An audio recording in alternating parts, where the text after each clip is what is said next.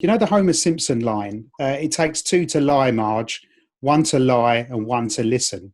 What do you guys think about the easing of lockdown? What do you think about the timetable? Just hoping it actually happens. That's definitely a lie if we're going with the theme of things.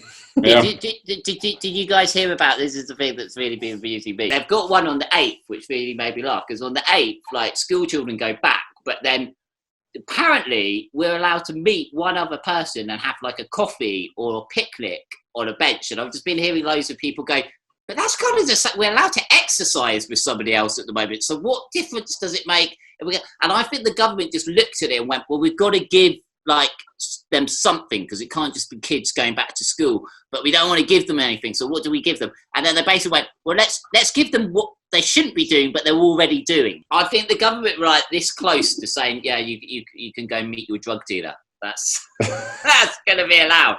But have you seen with the school, they have to test all the kids? What, every day? Really? Mate, who's a teacher, yeah, they're sending testing kids, and if they're doing staggered returns through the years, and if one of the kids turns out positive, that whole year gets sent back home again. Oh, God. Really? That's going to happen like instantly, isn't it? That's like that track and trace thing. That went out the window, didn't it?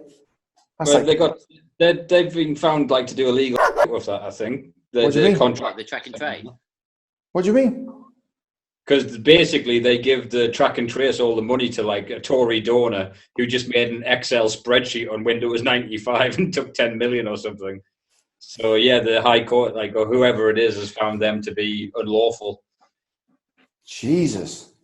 But unfortunately, I think it then comes down to the Tories to go, I think we won't prosecute ourselves. Yep, good job. Anyway. Is that a law? Well, let's change it then. Never mind. Yeah. They do a lying festival every year, and one of their things to enter is they won't let you in if you're a politician because you're so adept at lying. Yeah. No one lies like a politician. What's the greatest lie you've ever been told, do you reckon, Johnny? The greatest lie I've ever been told? I don't know. I mean, I thought the greatest lie, I suppose, is a lie that you wouldn't know that somebody's lying to me, you know? Like, sometimes I do hate that my parents are going to tell me that I'm adopted. It makes me, you know? That'd be so cruel to tell you now. Be great. Like, sometimes I think when your parents are really annoying, like, when I was younger, I used to want to hire my own detective to find out that I was adopted. Well, apparently... What, because you think you're better than them? Yeah, I'm so much more. My mum's got like brown hair and brown eyes. My dad had like brown hair and brown eyes. And then I was walking around looking like some weird little like Petit-Falou girl with like blonde hair and blue eyes, and just like, I thought my dad used to go skiing in Austria, and I thought maybe they kidnapped me from Austria. Yeah. You know? See in the numbers. I had my suspicious. They did the old switcheroo because their kid wasn't very good. Yeah, they were like, that's the kid's not cool. We want an Austrian one. Yeah. They stole me because I don't know, I'm probably very easy to kidnap. Not as easy as Rick. He's slightly shorter than me. Rick would have been an easier one to kidnap. And carry on, right? Just get. And also because he's very lazy, they would have, like, you know. I could be wheeled out on this chair right now, and it'll take 3 weeks before. But then kidnap Rick, he'd just be asleep in a sandpit somewhere, but you pick him up. He's like, oh, new room. Yeah.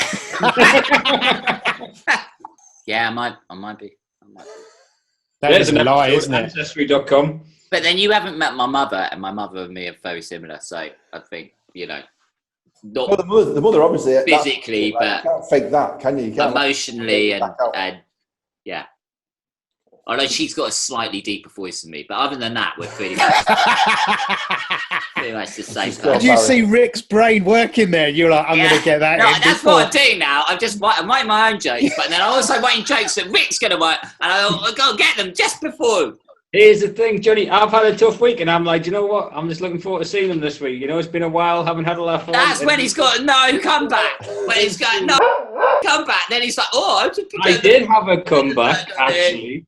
Yeah. The fact that your mother has a deeper voice isn't an insult. Yeah, that's true. It's normal. You made me do that. I didn't want to. I wanted to be nice. Yeah, okay. Let's move on. Is this now the time? Then it was pornos. Now it's like Rick and to Johnny and his mum. You wrap it up, Matt. You're the host. I am gonna. All right. But continuity, Matt. You got to keep your glasses off. You can't just I've got to keep my glasses off. So that's our time. Thank you very much for joining All Bar None. For more information, go to our website, oneoffcomedy.co.uk. It's got information of all our upcoming gigs, and they are upcoming. They're going to be awesome. We genuinely can't wait. And there's also more video clips on there. There's a cracking blog. There's links to everything we do as a company. And it's great. Thanks very much for joining us. Johnny, say goodbye. Goodbye. Okay. Rick, say goodbye. Bye, folks.